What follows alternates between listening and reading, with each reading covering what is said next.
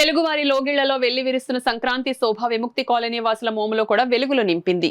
రాజమహేంద్రవరం కేంద్రంగా ఏడాది పొడవునా కుష్టు వ్యాధిగ్రస్తులకు వివిధ రకాలుగా సేవలు అందిస్తున్న జేఎస్డబ్ల్యూ మిషనరీ సంస్థ స్థానిక ఆర్టీసీ కాంప్లెక్స్ వద్ద గల విముక్తి కాలనీలో సుమారు 370 మంది కుష్టు వ్యాధిగ్రస్తులకు మిషనరీ అధ్యక్షులు పుత్ర హనక్ దృఢ సంకల్పంతో నిత్యావసర వస్తువులు, మందులు, రగ్గులు, పండ్లు పంపిణీ చేశారు. కార్యక్రమంలో ముఖ్య అతిథిగా జిల్లా ఎయిడ్స్ లెప్రసీ కంట్రోల్ విభాగ వైద్యాధికారి డాక్టర్ ఎం భరత్ పాల్గొని వ్యాధిగ్రస్తులు తీసుకోవాల్సిన జాగ్రత్తలు తెలియజేశారు.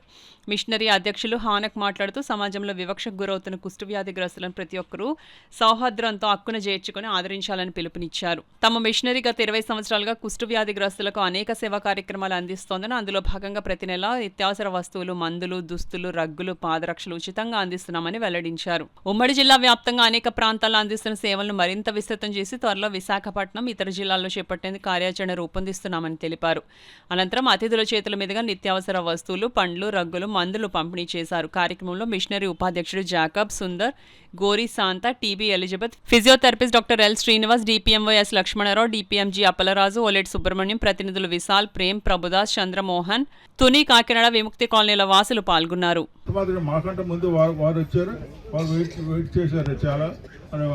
మీరు కూడా క్రమంగా ఉన్నందుకు మీకు కూడా చాలా కృతజ్ఞతలు తెలుపుతున్నాను.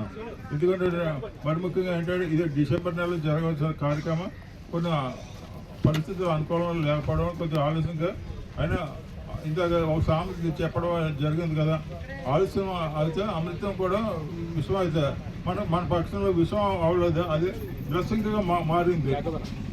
కనుక ఒక అరగంట మరి మీరు కొద్దిగా జాగ్రత్త సైలెంట్ ఉండండి. ఈ డిస్ట్రిబ్యూషన్ కార్యక్రమం అంతా కంప్లీట్ అయ్యే వరకు. Okay, thank you. మీకు అందరికీ కూడా ఎంసీఆర్ చెప్పల్స్ వేసుకోండి అని చెప్తూ ఉంటారు. 6 నెలలకు ఒకసారి చెప్పల్స్ అనేవి మనకి వస్తూ ఉంటాయి పైనుంచి. ఆ చెప్పల్స్ మనం సైజు కూడా చాలామంది చేయించుకుంటూ ఉంటారు. ఇప్పటికీ చాలామంది ఏంటంటే ఆ చెప్పల్స్ అనేవి వాడకుండా మామూలు చెప్పల్స్ వేసుకుంటూ ఉంటారు. అలా ఏమవుతుందంటే 2 నెలలు 3 నెలలు అయిన తర్వాత స్లోగా ఏమవుతుందంటే అక్కడ మనకి పుండ్లు అనేవి రావడం జరుగుతుంది. ఏదైనా మనకి పుండు అక్కడ పడినప్పుడు అది తగ్గాలి అని అనుకుంటే అప్పుడు మనం మెత్తగా ఉండే చెప్పులు మాత్రమే వేసుకోవాలి.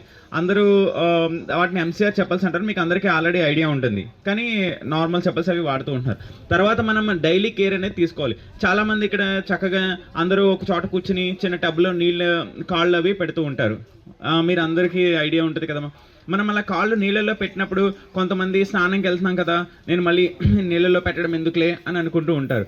నీళ్ళల్లో మనం రోజు కూడా ఎవరికైతే స్పర్శ సరిగ్గా తెలియట్లేదు అలాంటి వాళ్ళందరూ కూడా ఒక అరగంట పాటు, ఒక 20 నిమిషాల పాటు నీళ్ళల్లో పెడితే ఉప్పు వేసినా వేయకపోయినా, ఉప్పు మన దగ్గర ఉంటే వేయచ్చు, ఉప్పు లేకపోతే మామూలుగా పెట్టచ్చు. ఒక అరగంట పాటు పెట్టి తీసి తర్వాత దాని పైన తెల్లగా ఎక్కడైతే పొలుసులో వస్తుంది కదా అది రుద్దేసుకుంటే అక్కడ మనకి చర్మం మొద్దుబారకుండా పగుళ్ళు